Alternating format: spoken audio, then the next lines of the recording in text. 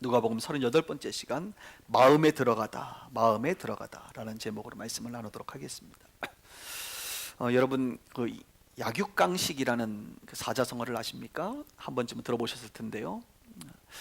한 번이 아니라 여러 번 들어보셨죠? 우리가 살고 있는 이 시대를 표현하는 것 중에 가장 딱 맞는 사자성어가 아닌가 싶습니다. 약육강식. 약한 자는 강한 자의 먹이가 된다라는 뜻입니다. 약육강식이라고 하는 표현은 생존을 위한 치열한 경쟁을 뜻하는 아주 살벌한 표현이기도 합니다. 특별히 이 표현은 비즈니스 세계 속에서 아주 많이 드러나게 됩니다. 강하게.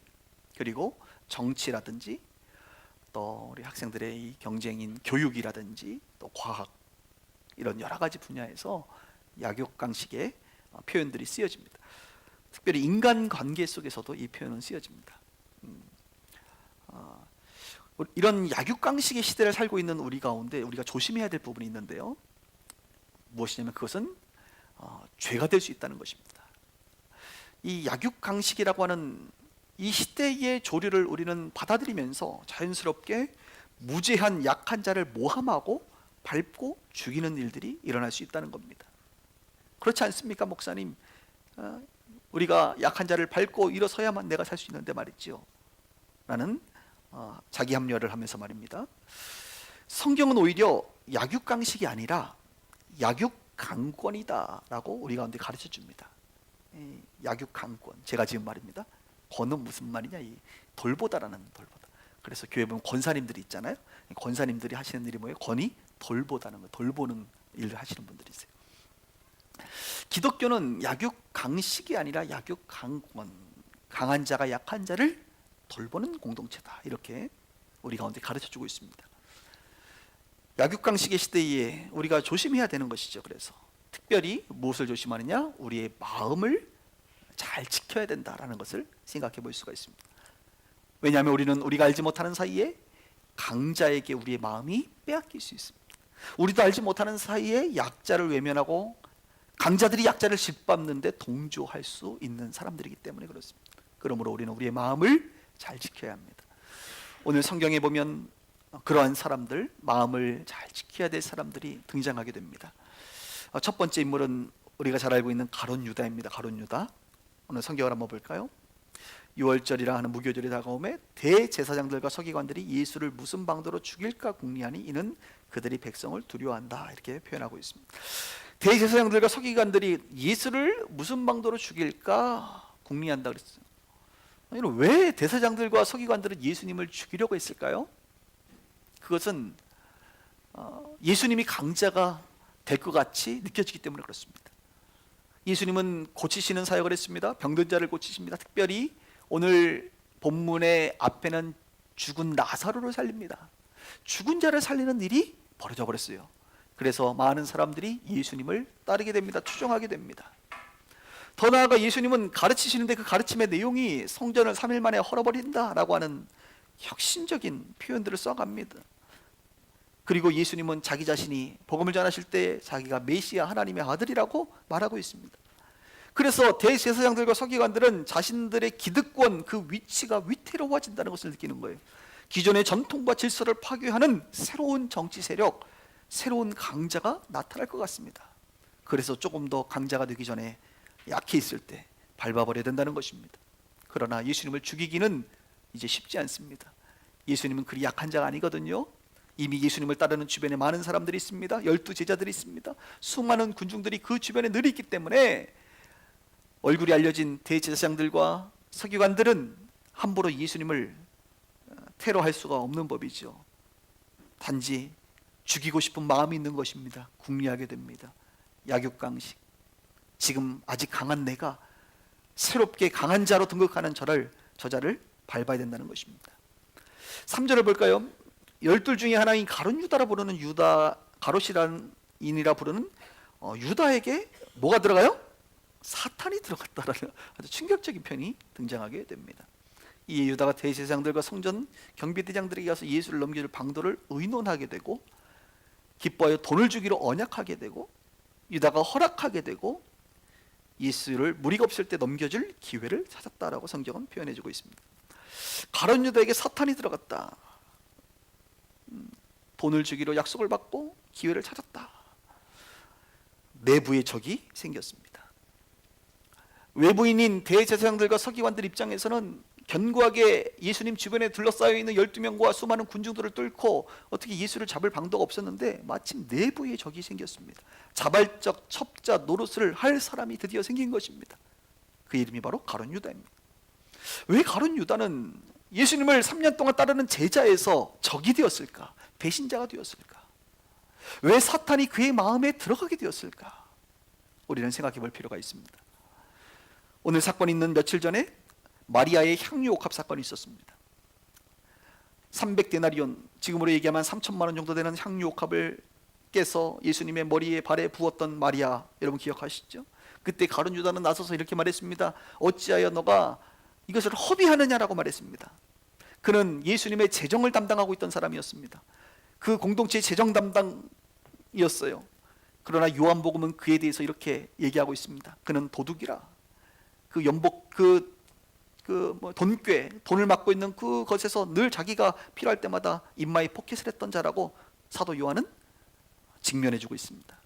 그는 돈을 너무너무 사랑했던 자예요. 그러니 3천만 원이나 되는 이 향유 옥합을 부었을 때 그는 이 3천만 원을 예수님에게 드렸으면 내가 그것을 관리했을 것이고 그 관리된 돈 중에 일부는 내가 좀 먹을 수 있었을 텐데 라고 하는 마음이 그에게 들어갔던 것이죠. 그뿐만 아니라 예수님은 가만둬라 어찌하여 이 여인을 괴롭게 하느냐라고 가룟 유다를 책망하게 되었습니다. 이 여인은 좋은 일을 택했다라고 말했습니다. 한마디로 사람들 앞에서 바보가 된 거죠. 가룟 유다가 바른 말 했다고 자기는 생각했지만 사실 그 말은 자기의 욕심에서 생겨난 말이었고 결국 예수님에게 많은 사람들 앞에서 민망한 책망을 받게 됩니다.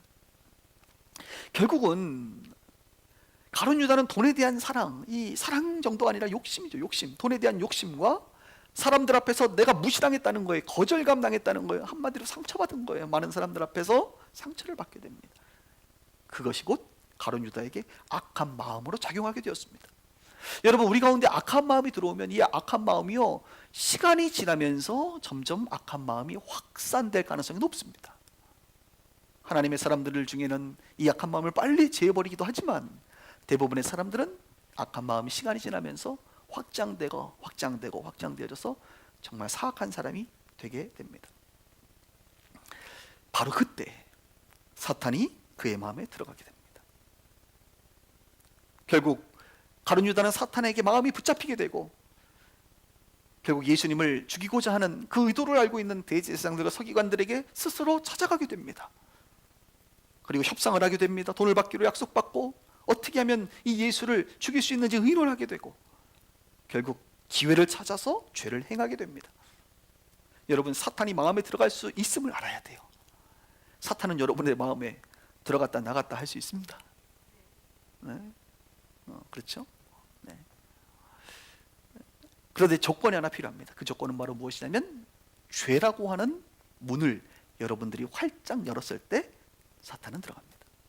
오늘 이 사탄이 들어가기 전에 이미 가룟 유다의 마음의 상태, 가룟 유다의 행위는요, 곧 이미 죄의 문을 활짝 열어버린 것입니다. 결국 가룟 유다는 은 30을 받고 예수를 팔아 넘겨버립니다.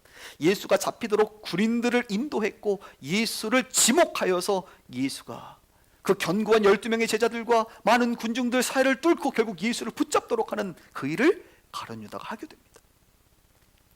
마침 그 타이밍도 붙잡는 그들을 알 수 없는 그 절묘한 타이밍을 가룟 유다는 알았습니다. 왜냐하면 예수님께서 마지막 감람산에서 철야 기도를 마치신 후에 새벽에, 그 새벽에는 군중들이 없었거든요. 그 새벽에는 몇몇의 제자들만이 피곤한 상태로 있었습니다. 그 어두운 그때에 횃불을 들고 강자들이 나타난 것이죠. 여러분, 내부에 적이 없었다고 한다면 예수님이 그토록 허무하게 그 새벽에 잡히시지는 않았을 것입니다. 그러나 내부에 적이 있었기 때문에 예수님은 그 새벽에 붙잡히게 됩니다. 우리가 아는 것처럼 가룟 유다의 최후는 어떻게 됩니까? 마태복음과 사도행전에 나와 있습니다. 스스로 나중에 자기가 했던 일이 사단이 나가고 났는지 어쨌는지 사단에 붙잡히고 나서 자기가 뭘 했는지 이제 제정신을 차리고 나니까 스스로를 정죄하게 되면서 성경은 스스로 뉘우쳤다고 말합니다. 은 30을 도로 갖다 주었다고 말합니다. 그러나 그것이 자기의 묘지에 묘지를 사는 값으로 치러지게 되고 결국 가룟 유다는 죽음에 이르게 됩니다. 그가 죽는 그 모습은 어떻습니까? 스스로 나뭇가지에 목매어 자살을 하게 됩니다. 그리고 그 나뭇가지가 부러져서 떨어져서 배가 터져 창자가 튀어나오는 비참한 최후를 맞게 됩니다. 가룟 유다는 회개한 것이 아닙니다. 진정으로 회개하지 않고 자살이라고 하는 더 큰 죄를 자신의 생애에 저지르게 됩니다. 사실 가룟 유다가 지었던 죄는 무슨 죄입니까? 예수님을 팔아넘긴, 결국 예수님을 십자가에 죽게 한 타인에 대한 살인죄요, 자기 스스로 자기 자신을 죽게 하는 자살, 타살과 자살의 이 살인죄를 스스로 저버리게 됩니다. 저는 오늘 여러분들에게 묻고 싶습니다. 가룟 유다처럼 재물의 욕심과 감정의 거절감 등으로 악한 생각을 하고 계신 분들이 있지는 않습니까? 악한 생각들을 반복하다 보면 죄의 문이 열리게 되고 혹 사탄이 들어갈지도 모르겠습니다. 우리는 최근 충격적인 한 사건을 뉴스에서 접했습니다. 바로 강서 PC방 살인 사건. 저희 교회도 강서구에 사시는 분들이 좀 있어요. 네. 청와대 청원 게시판 100만 명을 돌파했다고 얘기합니다. 굉장히 이슈가 됐어요. 정확히 2주 전 일요일 날이었죠. 어떤 청년인 것 같은데, 그 청년이 PC방에서 게임을 하고 있는데 이제 그 자기 자리를 청소해 달라고 이제 알바생한테 얘기를 했는데, 알바생이 뭐 태도가 별로 마음에 안 들었나 봐요. 이제 옥신각신 하다가 경찰이 왔습니다. 경찰이 보니까 뭐 큰 일이 없는 것 같아서 그냥 돌아갔다고 말합니다. 그리고 나서 어떤 일이 벌어지죠? 이 알바생이 쓰레기를 버리러 밖으로 나갔다가 바로 이 김씨라고 하는 이 피의자를 통해서 수차례 칼에 찔려 죽게 되는 허무한 일이 벌어지게 됩니다. 도대체 이 청년에게 무슨 일이 있었던 것일까? 과연 정상적인 어떤 생각을 가지고 있는 사람이라고 한다면 이런 일이 일어날 수 있는 것인가? 물론 뭐 정신질환이 있다 뭐 이런 얘기도 있습니다만, 어쨌든 간에 사람을 죽이는, 살인하는, 근데 그냥 살인도 아니라 수차례 그 찌르는 그 행태 속에서 우리는 이것은 뭔가 붙잡히지 아니하고는 일어날 수 없는 일이다라는 것을 우리가 생각하지 않을 수가 없는 거예요. 네. 여러분, 성경에서 가장 큰 죄가 무엇이냐? 뭐 하나님을 믿지 않는 죄, 하나님을 비방하는 죄, 뭐 이런 것들도 있지만 우리 윤리적인 죄로 따진다면 살인입니다. 살인. 네. 남을 죽이는 죄가 가장 큰 죄예요. 그리고 스스로 자기 자신을, 생명은 하나님에게서부터 왔음에도 불구하고 스스로가 자기의 생명을 끊어버리는 자살이야말로 가장 큰 죄란 말입니다. 이런 유혹을 사람들이 받고 있다 이것입니다. 죄의 문이 열릴 때 이 사단의 어두운 세력으로 말미암아 자꾸 우리가 누군가를 죽이고 싶고 또 스스로를 끊어버리고 싶은 그런 유혹들을 당할 때가 있지 않나. 여러분의 마음은 어떻습니까? 여러분 안에 무엇이 들어가 있는지요? 어떤 생각을 여러분들은 하고 계십니까? 여러분을 조종하는 어둠의 어떤 존재는 있지 않습니까? 한번 생각해 볼 필요가 있다는 것이죠. 두 번째, 첫 번째 너무 좀 무겁네요, 그죠? 두 번째, 오늘 인물은 바로 베드로입니다. 베드로. 우리가 본문을 읽지 않았지만 그 이후에 보면 이런 내용들이 나옵니다. 유월절 양을 잡을 무교절 날이 이제 이르게 됩니다. 율법을 따라 유월절을 준비하기 위해서 예수님께서는 함께 거할 장소를 이제 마련을 하시는데, 이 장소를 어떻게 마련하느냐면 베드로와 요한에게 지시를 합니다. 성내로 들어가서 물 한 동이를 가지고 가는 사람을 만나거든 그에게 말해라. 선생님께서 말씀하시기를 객실이 어디 있느냐, 다락방이 보이리니 거기 준비하라라고 말했습니다 라고 말하면 그 주인이 그것을 허락할 것이다 라고 하는, 역시 또 예전에 나귀 새끼를 끌고 오는 듯한 그런 이야기와 비슷하지요. 예수님께서 미리 아시고 그렇게 지시를 했습니다. 그리고 13절을 이렇게 표현합니다. 그 하신 말씀대로, 베드로가 예수님이 하신 그 말씀대로 그대로 합니다. 그리고 결국 그 다락방을 얻어서 유월절 최후의 만찬을 이제 하시게 되는데요. 베드로에게 들어간 것이 무엇이죠? 아까 가룟 유다에게 들어간 것이 어떤 상처, 욕심, 그것으로 말미암은 사탄이라고 한다면 베드로에게 지금 들어간 것은 무엇입니까? 바로 예수님의 말씀입니다. 이 예수님의 말씀을 듣고 이 예수님의 말씀에 대한 믿음이 그 안에 생긴 거예요. 그랬을 때 아주 좋은 열매를 맺게 되는 것입니다. 세 번째 인물을 소개하겠습니다. 역시 그도 베드로입니다. 오늘 베드로가 두 번째, 세 번째 주인공입니다. 제가 일부러 좀 분류를 했는데요. 여러분, 베드로에 대해서 많은 이야기들을 알고 있지만 예수님의 십자가와 관련돼서 베드로의 예수님을 3번 부인한 사건을 알 것입니다. 예수님이 대제사장의 집에서 신문을 받으실 때에 베드로가 예수님을 3번 부인한 장면이죠. 첫 번째는 한 여종이 나타나서 예수님이 신문을 받을 때 이렇게 말합니다. 너도 나사렛 예수와 함께 있었도다, 이렇게 말하니까 베드로는 내가 그를 알지 못하노라 라고 한번 부인을 합니다. 조금 있다가 다른 여종이 이렇게 말합니다. 이 사람은 그 도당이라. 그렇게 얘기하니까 베드로는 맹세하고 이 사람아 나는 아니로다 라고 부인합니다. 1시간 후에 또 한 사람이 나타나서 이렇게 말합니다. 내가 장담하건대 이는 갈릴리 사람이니 참으로 그와 함께 있었다 라고 얘기하니까 베드로는 저주하며 맹세하되 나는 너희가 말하는 이 사람을 알지 못한다 라고 예수님을 저주하며 맹세하며 부인하게 됩니다. 그리고 나서 우리가 아는 바처럼 닭이 2번 울게 되죠. 예수님은 이 사건이 있기 전에 베드로에게 이렇게 말했습니다.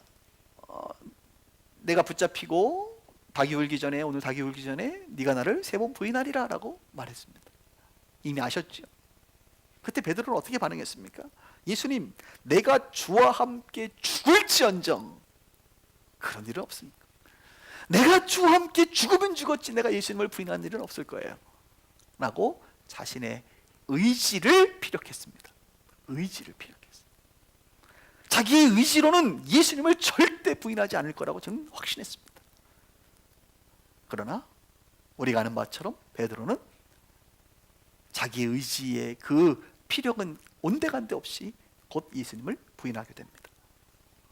여러분, 무엇이 베드로의 마음에 들어왔을까요? 오늘 가룟 유다에게 들어온 것처럼 또 베드로에게 아까 예수님의 말씀이 들어왔는데 이번에는 베드로에게 무엇이 들어왔습니까? 바로 두려움입니다. 두려움. 베드로는 두려웠어요. 이 두려운 마음은 여러분 하나님께로부터 오는 것이 아닙니다. 늘 마귀는 우리 가운데 두려움을 줍니다. 있지도 않은 일을 일어날 것처럼 미리 우리 가운데 겁을 준단 말이에요. 여러분들도 지금 고민하고 두려워하는 것들이 무엇입니까? 아직 일어나지도 않을 것인데 어쩌면 일어나지 않을 가능성이 매우 높지만 마귀는 우리 가운데 그것이 마치 일어날 것처럼 거짓말을 한단 말이에요. 그래서 우리는 두렵습니다. 두려운 마음이 자꾸 찾아와요.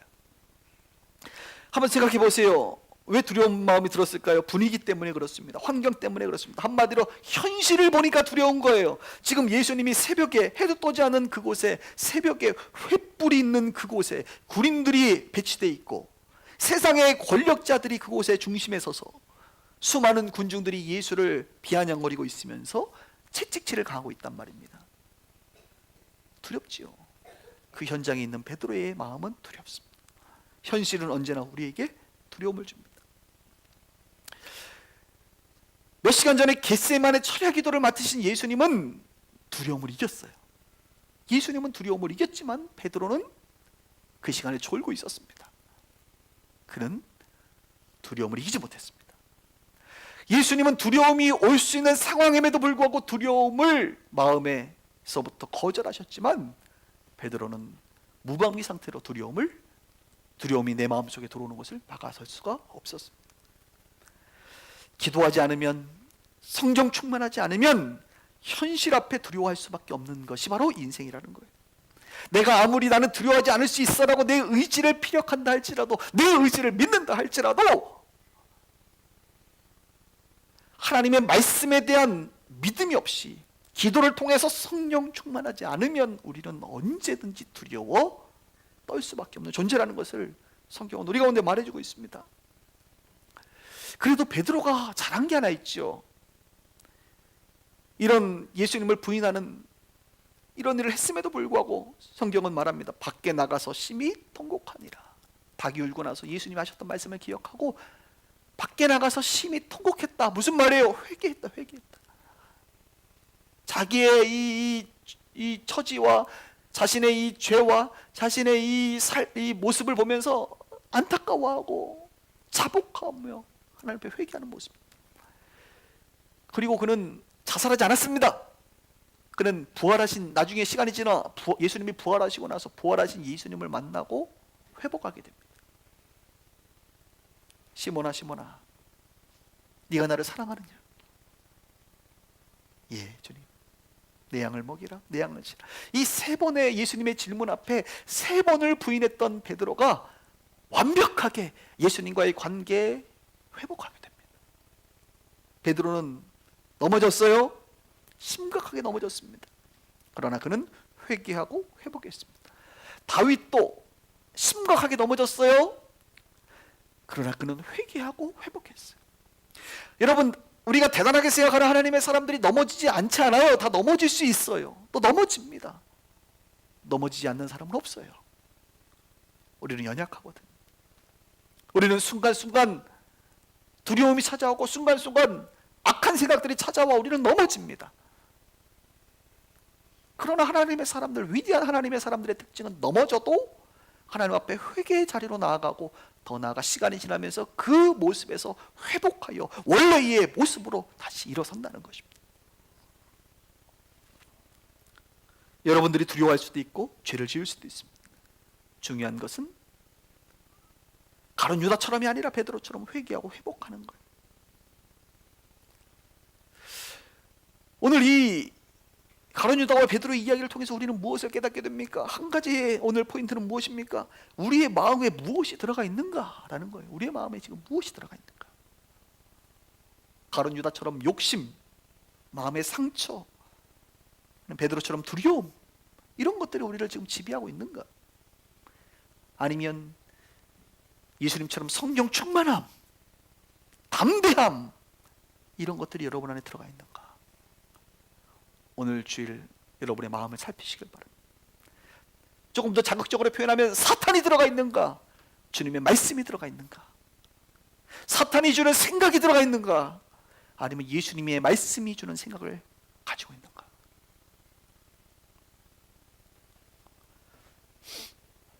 말씀을 정리하면서, 와, 벌써 시간이 이거밖에 안 됐는데 끝났네요. 요즘 설교가 굉장히 짧아지고 있어요. 할렐루야. 짧지만 강력한 임팩트가 있기를 소망하면서 마무리하겠습니다. 예수님은요, 이런 말 있잖아요. 적은 내부에 있다. 여러분의 적이 어디 있나요? 여러분을 힘들게 하는 적이 어디 있어요? 다 내부에 있잖아요, 여러분. 교회가 무너질 때를 보면 외부 요소에 의해서 교회가 무너지는 것을 제가 본 적이 없습니다. 외부의 요새는 잠깐의 충격일 뿐이고 실제로 교회가 무너지는 것은 다 내부에 아군과 적군으로 나눠지면서 피 터지게 싸워 결국은 무너지더라고요. 가정도 마찬가지, 일터도 마찬가지 아닌가요? 여러분들의 일터에서의 적이 밖에 있나요? 안에 있나요? 안에 있죠. 네, 고마워요 자매님, 대답해줘서. 다음에는 대답 안 해주셔도 됩니다. 적은 내부에 있어요. 예수님도 자기 제자 중 한 명인 가룟 유다에게 배신당합니다. 저는 가끔 목회자들과의 만남 속에서, 제가 목회자들 잘 안 만나는데 가끔 만나면 이런 얘기 하시는 분들이 있어요. 그러니까 성도들에 대한 상처가 너무 큰 거야. 배신을 많이 당했대. 아마 그 목사님도 엄청 성도들한테도 배신 때렸을 거라고 내가 봐요. 그러나 우리는 항상 내가 상처받은 것만 생각하거든요. 나중심이거든. 내가 가해자인 것은 전혀 기억하지 못하고 늘 피해자인 것만 생각하는 게 바로 우리거든요. 그러면서 자기는 너무 성도들에게 상처를 많이 받았다. 그러면서 막 이런 이야기를 꺼낼 때 그런 생각이 들어요. 그런 이야기를 또 합니다. 목회는 원래 그런 거다. 그런 거 아니에요. 저는 우리 교회가 혹시 무너지게 되거든 분명히 내부의 적 때문에 무너질 거라고 믿습니다. 그런 일은 없어야겠죠. 그러면서 예수님에 대해서 얘기해요. 예수님 생각해봐라. 예수님에게도 내부의 적 가룟 유다가 있었고 그의 배신으로 말미암아 그분은 붙잡히게 되어 그렇게 비참하게, 물론 십자가에 죽으실 분이셨지만 그런 과정을 겪으셨다. 예수님을 생각해봐라. 베드로가 자기를 부인했던 거 생각해봐. 수제자 가장 믿었던 그 베드로가 나를 3번 부인했던 거 생각해봐라. 그런데 예수님은 어떻냐? 그럼에도 불구하고 예수님은 원망하지 않았다. 가룟 유다를 원망하지도 않고 베드로를 원망하지도 않고 오히려 그들을 회복시키는 일을 하셨다. 아, 목사님 뭘 그렇게 원망을 하세요? 뭘 그렇게 상처를 담아두세요? 예수를 바라보세요. 예수님도 다 그렇게 사셨어요. 그러나 예수님은 그렇게 하지 않았어요. 원래 인생이 그래요. 약육강식의 시대를 살고 있는 우리에게 누군가는 우리를 밟고 우리를 상처를 줄 수 있어요. 우리를 배신할 수 있어요. 그러나 우리가 예수님을 바라본다면 원망하거나 복수하거나 그럴 필요 없습니다. 묵묵히 자신의 길을 가면 되는 거예요. 여러분들도 마찬가지. 누군가 여러분들 등에 칼을 꽂고 배신하고 내부의 적이 예측된다 할지라도 여러분 두려워하지 마세요. 그런 일이 벌어져도 당황하지 마세요. 묵묵히 여러분의 길을 가시면 됩니다. 또 한번 베드로를 생각해 보세요. 어떨 때는 베드로가 예수님의 말씀을 듣고 6월절 만찬 자리를 만들어냅니다. 우리는 베드로와 같아요. 그래서 어떨 때는 주님의 말씀을 따라 순종함으로 열매를 맺기도 해요. 마치 내 안에 누가 들어와 있어요? 예수님의 말씀이 들어와 있다고요. 그런데 또 어느 순간에 가면 내 안에 뭐가 들어와 있어요? 이놈의 사탄이 들어와 있다니까. 베드로가 그랬잖아요. 우리도 그런 거예요. 우리도. 늘 성령 충만할 수는 없습니다. 그러나 성령 충만해야겠지만 우리 안에 이렇게 넘어질 수 있다는 거예요. 하나님의 나라의 걸림돌이 될 수 있다는 겁니다. 우리가 하나님의 뜻을 이루지 못하고 오히려 하나님을 마음 아프게 할 때가 많다는 거예요. 그러나 가룟 유다가 되어서는 안 됩니다. 회개할 기회를 더 이상 얻지 못하는 그런 가룟 유다가 되어서는 안 돼요. 회개하고 하나님의 때에 회복해야 됩니다. 여러분 예수님처럼 사시길 바랍니다. 할렐루야. 그리고 베드로처럼 회복할 수 있는 여러분 되기를 바랍니다. 오늘 여러분의 마음이 무엇이 들어와 있는지를 살피는 그런 주일이 되기를 바랍니다. 기도하겠습니다.